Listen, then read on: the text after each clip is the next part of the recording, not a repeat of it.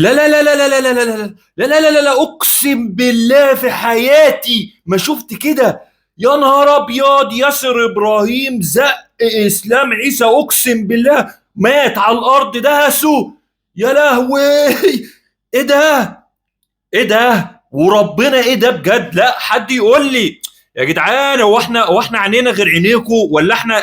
هو في يا جدعان، هو انا غلط ولا انتوا غلط ولا احنا مين؟ انتوا مين يا جدعان؟ الاهلي وسيراميكا، ياسر ابراهيم زق اسلام عيسى، شايفينها يا جدعان اهو.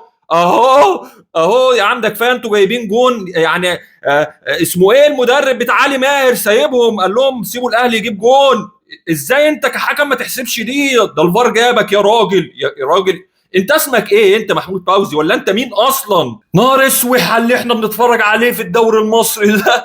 يا جدعان، هو انتوا عشان تطلعوهم من الدور ال 16 تخلوهم في الدور الثامن تعملوا فجر زي كده؟